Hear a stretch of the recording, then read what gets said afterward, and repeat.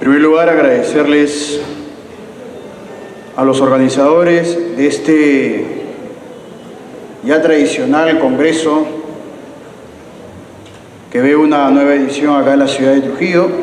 Agradecerles la invitación para conversar y dialogar y sobre todo también dar algunas ideas sobre un tópico o una temática que es sumamente importante y que nos mantiene hasta cierto punto en debate, que son los derechos fundamentales en la época del neoconstitucionalismo. Y trataré de ser lo más claro posible, porque a veces cuando se habla del neoconstitucionalismo la gente piensa que se está hablando de filosofía, la gente piensa que se está hablando de teorías determinadas, abstractas, cuando realmente lo que nosotros estamos frente a esta nueva etapa de ver el derecho constitucional es realmente ante una nueva era de la forma como realmente nosotros conocemos el derecho constitucional. Entonces trataré de ser lo más claro posible en un momento en el cual, en el tiempo que me han dado, podemos dar algunos conceptos fundamentales. En ese sentido, yo puedo empezar un poco hablando de una época muy pasada, del año 1610, del famoso Bonan Case. Fue un caso Bonan, del doctor Bonan, de 1610. Es un caso que sucede en Inglaterra, en el cual el juez inglés Sir Edward Coke sostuvo literalmente lo siguiente, y aparece en nuestros libros que en muchos casos el derecho común controla las leyes del Parlamento y a veces debe declararlas nulas, pues cuando una ley del Parlamento es contraria al derecho común y la razón es contradictoria o imposible de ser cumplida, el derecho común debe tener autoridad sobre ella y declararla tal ley como nula. Es un poco importante decir de que en este argumento del Bonan Case o del caso Bonan de 1610, el señor Coke en Inglaterra decía que existía un ordenamiento jurídico superior a las leyes del Parlamento y que por lo tanto cualquier ley del Parlamento que estuviera en contra, que fuera contraria a estas normas superiores que son en Inglaterra, se le conoce como el common law o el derecho común, estas normas, esta ley del Parlamento serían pues nulas. Y estoy hablando de 1610. ¿Y por qué es importante tener la fecha precisa? Porque en 1610 aún nosotros no estábamos en stricto sensu frente al constitucionalismo. Estábamos nosotros frente todavía pues a la monarquía. Francia todavía tenía a los reyes, a los monarcas. No había constituciones modernas como hay hoy en día. No había democracia como hay hoy en día.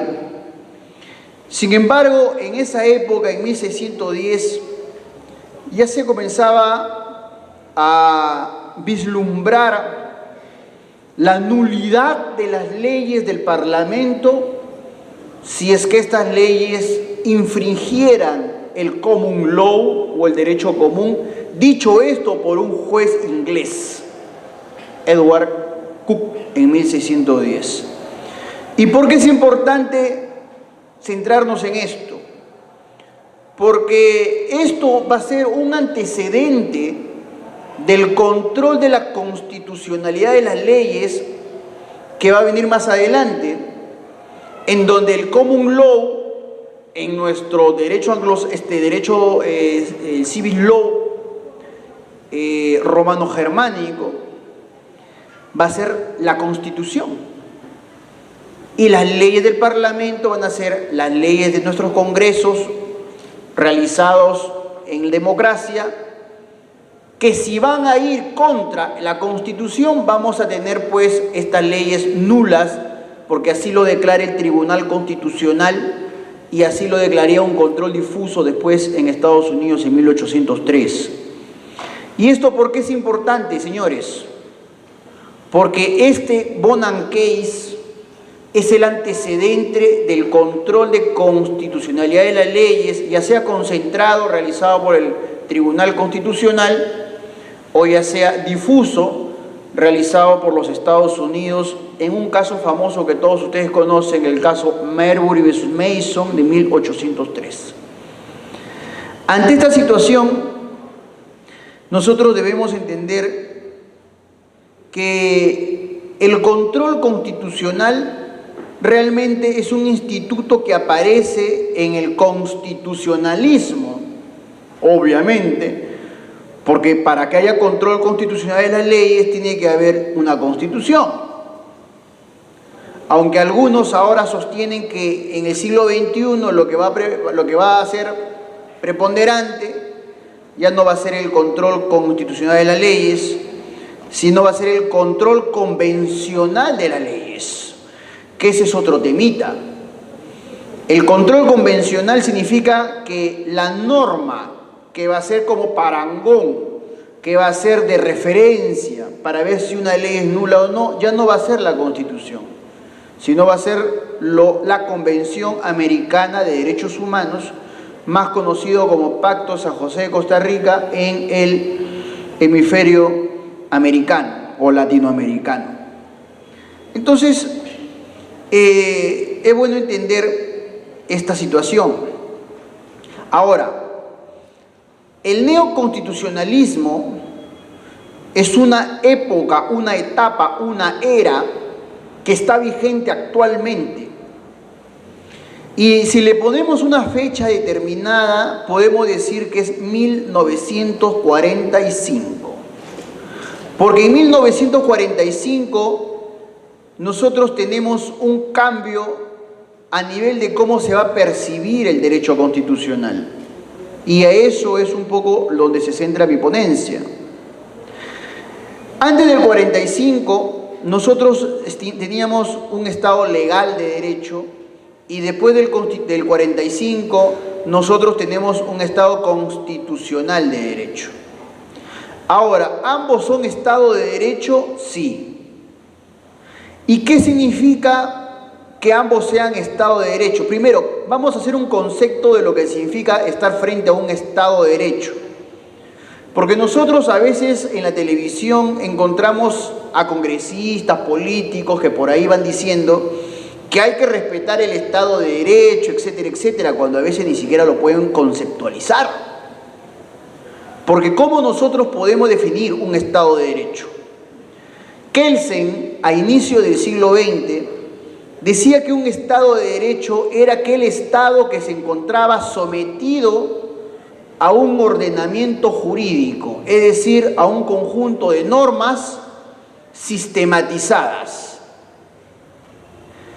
Posteriormente, ya en la época del neoconstitucionalismo, o sea, después del 45, Kelsen, que vivió hasta los años 60, se retractó un poco de lo que dijo y señaló que realmente un Estado de Derecho no solamente sería aquel Estado que se somete a un ordenamiento jurídico determinado, que se somete a un conjunto de normas sistematizadas, sino y sobre todo, y además de eso, un Estado que respeta la democracia, que respeta los institutos fundamentales democráticos y que respeta garantías mínimas de derechos humanos. Por ejemplo, en la época hitleriana de 1933 a 1945, ¿había o no había constitución alemana? Por supuesto que sí. ¿Había normas? Por supuesto. ¿Habían derechos fundamentales en Alemania del 33 al 45? Por supuesto que sí. En la constitución alemana existía el conjunto de derechos fundamentales. Entonces, Bajo el primer concepto de Kelsen, podríamos decir nosotros que estamos frente a un Estado de Derecho en la Alemania nazi, de 1933 a 1945. Pero bajo el segundo concepto de Kelsen, no estamos frente a una Alemania, a un Estado de Derecho. ¿Por qué? Porque el Estado de Derecho, bajo el segundo concepto de Kelsen, del 45 para adelante, significa que no solamente es suficiente someterse a un conjunto de normas, ordenamiento jurídico, sino sobre todo respetar la democracia y los derechos humanos y las garantías mínimas de la persona humana. Entonces, Kelsen, después de la Segunda Guerra Mundial, cambia la definición de Estado de Derecho. ¿Cómo podemos definir ahora un Estado de Derecho en el año 2019?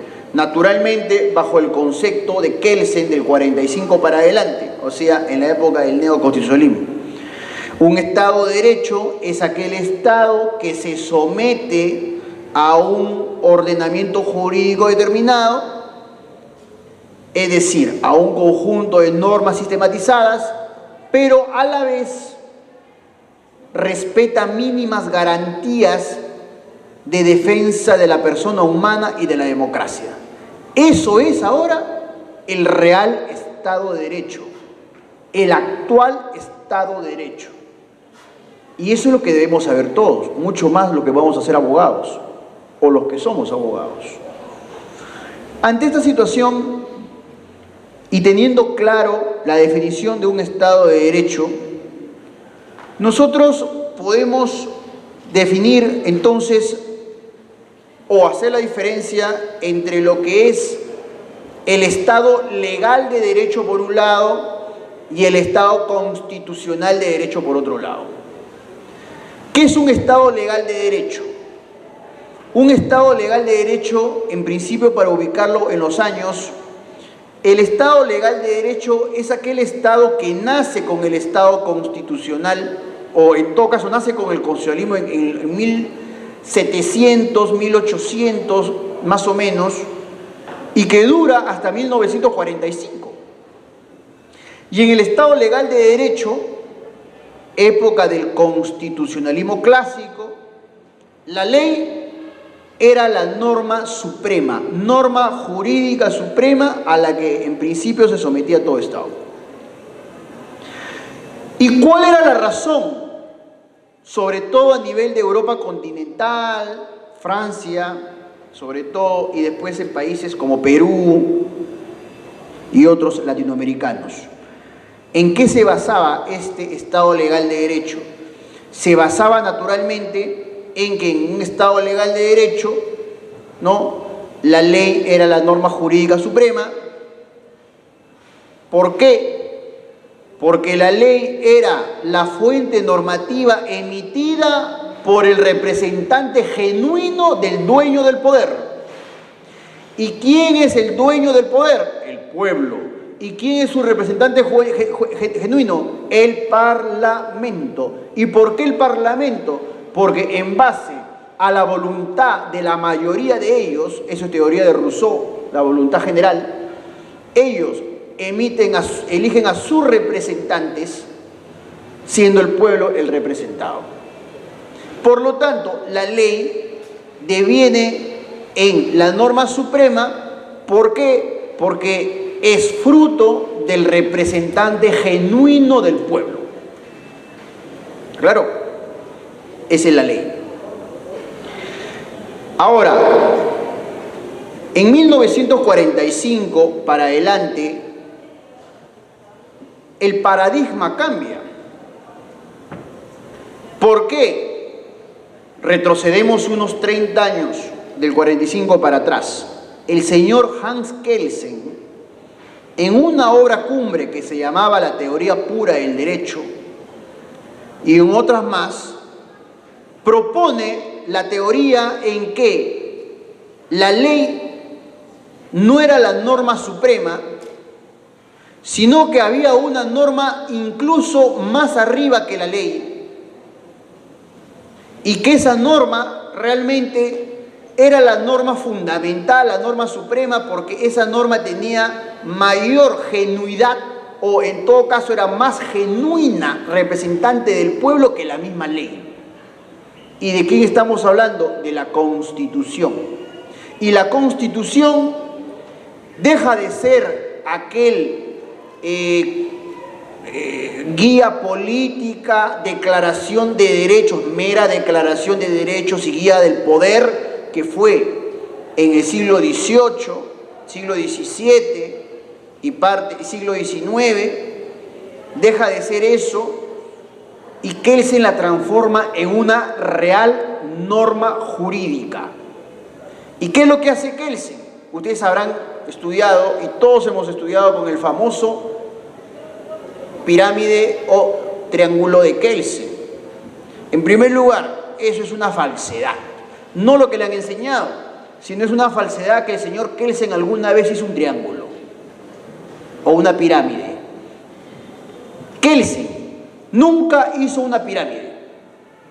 Kelsen explicaba en sus libros de que había una norma suprema, que era la Constitución, que esta norma suprema no solamente era una norma que realmente iba a ser hecha por constituyentes, elegidos por el pueblo y que después es ratificada por el pueblo, sino que es una norma jurídica que a la vez sirve de parangón o sirve de referencia para la ley. O sea, Kelsen en 1915, 1910 explicaba de esa manera. ¿Quién hizo la pirámide de Kelsen? ¿Quién hizo el triángulo de Kelsen? Sus discípulos. Sus discípulos. Y cuando en las universidades en esa época se quería enseñar la teoría de Kelsen, de la teoría pura del derecho y otra cosa más, sus discípulos hacían el famoso de la pirámide. Ningún momento hizo una pirámide de Kelsen. Es una esquematización de sus propios discípulos. Ahora, ¿por qué quiero que quede esto claro? Porque la Constitución va a sustituir en el neoconstitucionalismo de 1945 para adelante, en el Estado constitucional de derecho, va a sustituir como norma suprema a la ley. Y en ese sentido, nosotros debemos entender que la Constitución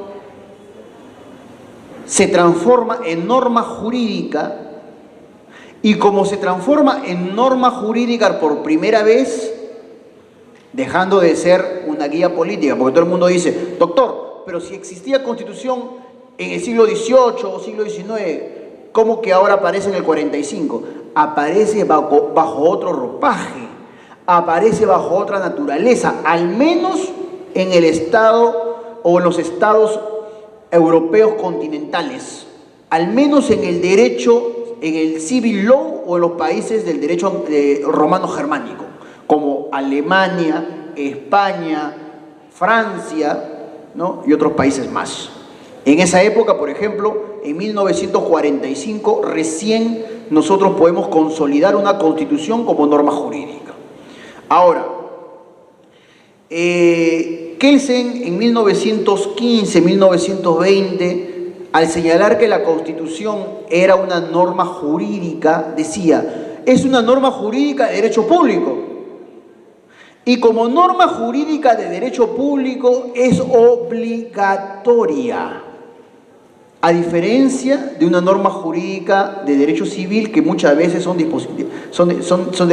una disposición facultativa. Como por ejemplo hay algunas que están en el libro de familia y otros en donde se puede o no se puede cumplir, depende mucho del actor. En cambio, las normas jurídicas de derecho público todas son obligatorias, y siendo que la Constitución es una norma jurídica de derecho público, es obligatoria. Por lo tanto, ¿qué dijo Kelsen? Que si es una norma jurídica obligatoria la Constitución, debería existir alguien que la haga respetar. Pero tiene que hacerla respetar un guardián de ella. Y no podría ser, dijo Kelsen, los que hacían respetar la ley. Porque quienes hacían respetar la ley tenían hasta cierto punto un esquema hecha para la ley, bajo la naturaleza de la ley y bajo la estructura de la ley. Kelsen decía, la Constitución es otra cosa, tiene una naturaleza distinta, tiene una estructura distinta, tiene una fundamentalidad distinta. Por lo tanto, quien debe ser el guardián de la Constitución debe ser un ente distinto. No puede ser el mismo Poder Judicial. Entonces, Kelsen innova. Segunda innovación de Kelsen. La primera, la Constitución, la norma jurídica, al menos en Europa continental, por si acaso. Porque debemos entender y decir claramente que en Estados Unidos y en Inglaterra la cosa era clarísima. La Constitución era norma jurídica. Sin embargo, en Europa continental y mucho más en Perú y Latinoamérica, la Constitución con Kelsen empieza a verse como norma jurídica. Segunda innovación. Tiene que existir un tribunal ad hoc, guardián de esta norma especial. Por lo tanto, ese tribunal especial, por nombre especial, le va a poner el nombre de Tribunal Constitucional. El Tribunal Constitucional es una idea de Kelsen. Estoy hablando de 1919 en Austria. Entra por primera vez en 1920 en la Constitución austriaca. Posteriormente, en 1931, España incorpora lo que llama en ese momento Tribunal de Garantías Constitucionales. Después de esa época viene una especie de interregno, que ahora está de moda esa palabrita, interregno, ¿no? 1933 al 45, porque en esa época suceden los estados totalitarios. Surge Inglaterra de Hitler, surge Italia de Mussolini, surge Rusia de Stalin, Unión Soviética de Stalin, España de Franco. Entonces, en ese momento el tribunal no tenía pues cabida, ¿no? Porque ahí era el emperador, era el Führer, era el duce, era realmente el hombre fuerte del gobierno quien decía y cómo se hacían las cosas y cómo no se hacían. El Tribunal Constitucional estaba hasta cierto punto en una segunda posición o tercera posición. Cuando el Tribunal Constitucional resurge en 1945, cuando caen todos los estados totalitarios, entonces se echa mano otra vez a esta creación de Kelsen y comienzan otra vez a proliferar los tribunales constitucionales. 1947, el tribunal, por ejemplo, en la Corte Constitucional de Italia, y empieza el 51 en Alemania y otros más. Actualmente nosotros tenemos, en esta época del neoconstitucionalismo, una infinidad de tribunales constitucionales. Hablemos del Perú, por ejemplo, nuestro país. El Perú tuvo su primer tribunal constitucional en 1979, o sea, ayer. 1979, y también se hizo a imagen y semejanza de España. Ustedes saben que la Constitución española en 1978 sirvió como una guía, una referencia para el constituyente del 79 en Perú. Por lo tanto, los españoles siguieron llamándolo Tribunal de Garantías Constitucionales. Y nosotros, como somos copiones por excelencia, también los llamamos Tribunal de Garantías Constitucionales. Entonces, nuestro primer Tribunal de Garantías Constitucionales que defiende la Constitución como norma jurídica suprema es de 1979. Después, en la del 93, se comienza a llamar ya Tribunal Constitucional a secas, como se llama en la mayoría de los países del mundo. Ahora, hablemos un poco del control constitucional. En el Perú, el Tribunal Constitucional tiene como principal función, porque esa es la función que Kelsen se le dio cuando inició el Tribunal Constitucional. ¿Cuál fue la primera función que Kelsen se lo dio al tribunal? Ser legislador negativo. ¿Y qué significa ser legislador negativo? Que el legislador positivo hacía la ley y el legislador negativo deshacía la ley. Por lo tanto, ¿cuál era la función primaria del Tribunal Constitucional kelseniano? Es dejar sin efecto erga omnes una norma de rango legal por ser contraria a la Constitución. Y eso era esa que fue la presunción primigenia del Tribunal Constitucional alemán, austriaco y otros más. En el Perú se aplica por primera vez el control concentrado. ¿Por qué se dice concentrado? Porque se concentra en un solo órgano, que es el Tribunal Constitucional, la función de dejar sin efecto una norma de rango legal por ir contra la Constitución. Y sin efecto erga omnes, ¿ah? Bueno, esto por primera vez empieza en el Perú en 1979. En el año 1993, en este país, en el artículo 200, empieza también la segunda etapa ya del Tribunal Constitucional como con el control concentrado de constitucionalidad de las leyes. Sin embargo, en nuestro Perú, en nuestro país, porque nosotros somos así y seremos así siempre, al menos, no hay vicios de cambiar, nosotros traemos algo de un lado, traemos algo de otro lado y nosotros hacemos nuestro nuevo modelo. Eso no, prima facie, no está malo, pero hay que saber si para nuestra idiosincrasia funciona. Nosotros trajimos el control concentrado kelseniano en la Constitución de 79 y trajimos el control difuso americano de 1803. Lo pusimos paralelamente, no lo mezclamos, ojo, es por eso que nuestro sistema de control constitucional, a palabras del maestro Domingo García Belaúnde, nuestro sistema no es un sistema mixto, o sea, no es un sancochado en pocas palabras, ¿no? Es un sistema dual. ¿Y por qué dual o paralelo? Porque el control difuso y el control concentrado, conservando sus propias características, conviven sin desnaturalizarse en el Perú. 1993, artículo 138, segundo párrafo de la Constitución. Ahí está Estados Unidos, ahí está el Judicial Review, ahí está el control difuso.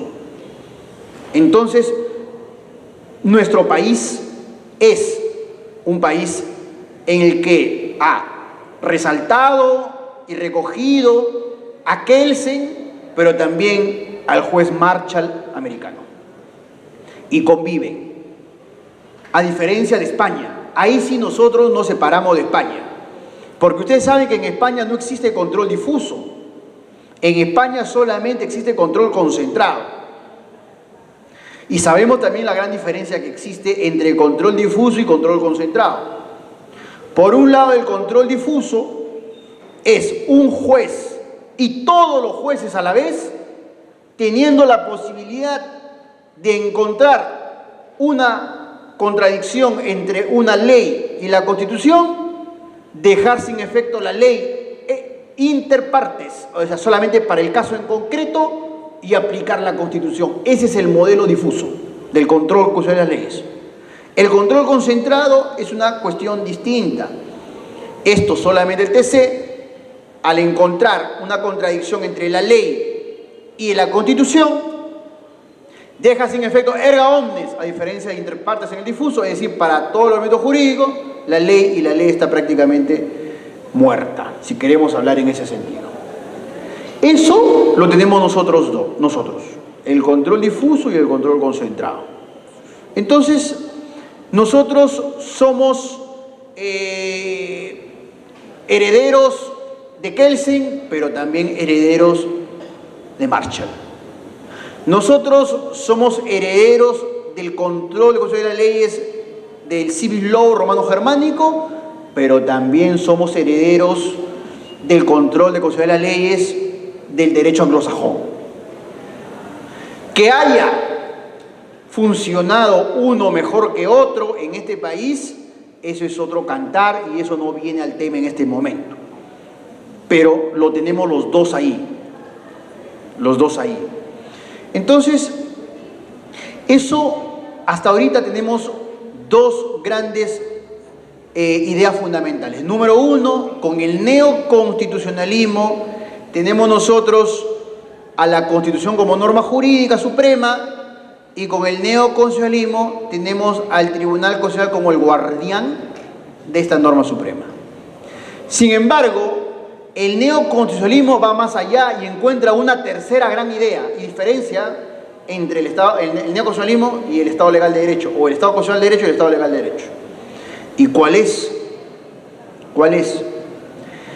Si yo tengo una norma que es distinta a la ley, como la Constitución, si yo tengo a la Constitución que su naturaleza es distinta a la naturaleza que es la ley, entonces los métodos de interpretación de la Constitución tienen que ser distintos a los métodos de interpretación de la ley. ¿De qué cosa estamos hablando? De la hermenéutica constitucional. Y la hermenéutica constitucional cambia del Estado legal de derecho al Estado constitucional de derecho, que es el neoconstitucionalismo. ¿Y por qué? Por una sencilla razón. La ley, las normas tienen en principio y en base, porque algunos llaman tres, yo les pongo dos diferencias fundamentales, dos clases de normas: las reglas y los principios. Una regla es aquella norma que tiene una premisa mayor, una premisa menor y una consecuencia. Por ejemplo, que te diga un reglamento o una ley: quien maneja con más de 0.5 mililitros de alcohol en la sangre, se le suspende el brevete, se le deposita el auto en la comisaría y se le pone una multa de 3.500 soles. Eso es una regla, porque es un silogismo. Si Juan, nosotros vamos a resumir, si Juan maneja con 0.5 mililitros de alcohol en la sangre, no vamos a la otra premisa, entonces Juan, o a la conclusión, tendrá que ser multado con 3.500, depositado su carro en la comisaría y a la vez también tendrá que ser suspendido su brevete. Dígame si eso no es aplicar un silogismo jurídico. Es un silogismo jurídico.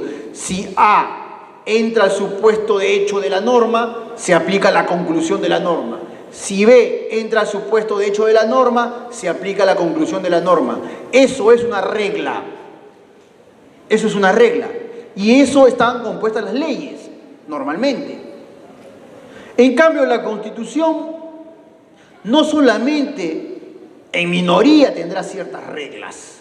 La Constitución tiene otra clase de normas. ¿Cómo se llaman? Se llaman principios. Y los principios son necesariamente abstractos, son brumosos, son gaseosos, y que para encontrar su significado concreto tiene que realizarse su aplicación en un caso en concreto. Por ejemplo, artículo número 1 de la Constitución peruana: la persona humana y su dignidad es el fin supremo de la sociedad y el Estado. ¿Alguien sabe qué es dignidad? ¿Acaso te lo dice la Constitución peruana? No, es algo brumoso, es algo gaseoso, es un principio fundamental. Muy bien, hay que concretizarlo para saber en qué caso estamos hablando de dignidad humana. Incluso persona humana. ¿Alguien sabe cuándo empieza la persona humana? ¿Alguien sabe cuándo empieza el ser humano? ¿Cuándo empieza la vida humana? Con la fecundación, con la anidación. Cuando termina, hay que interpretar en casos en concreto. El Tribunal Constitucional es el encargado, puede concretizar estas definiciones y conceptos en determinadas situaciones, porque en principio son conceptos brumosos, son gaseosos, son abstractos. Por lo tanto, los métodos de interpretación de la Constitución, que más son principios que reglas, deben variar con respecto a los métodos de interpretación de la ley.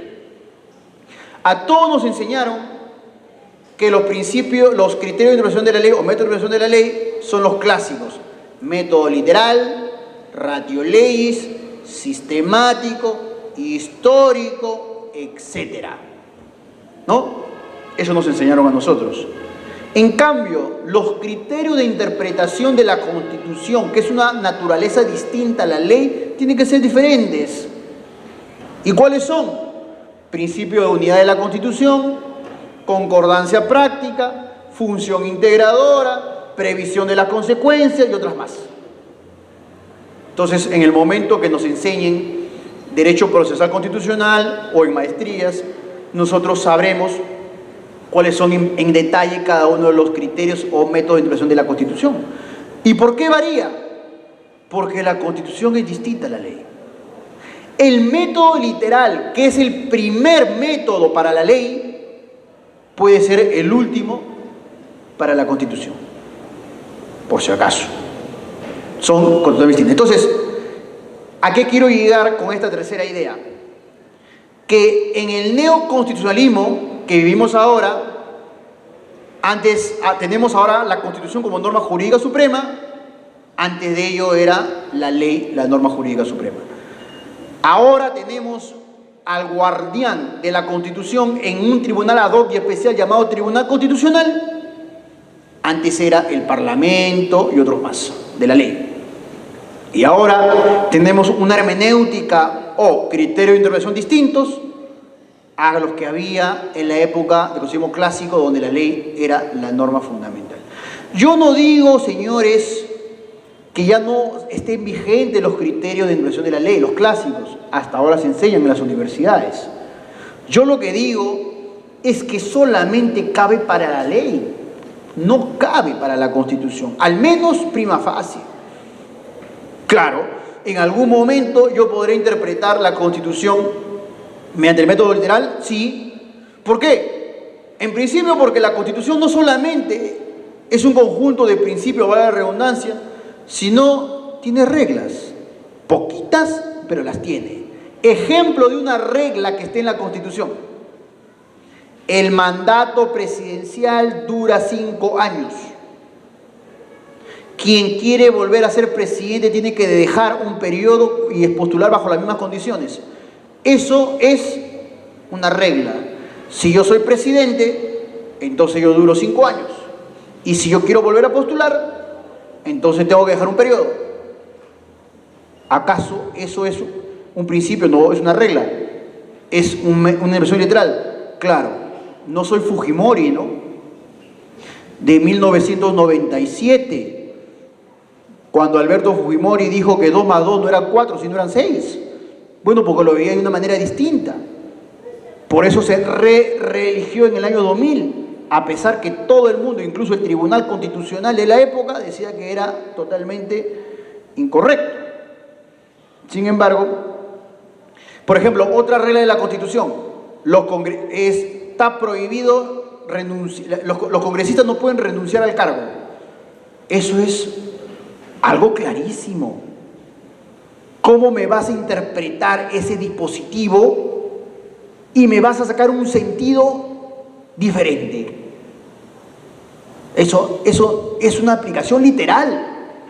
Si dice que no puede postular, no puede postular, pues. ¿Acaso no estamos nosotros en un dilema si los congresistas postulan en el 2020, los que han salido, o postulan en el 2021?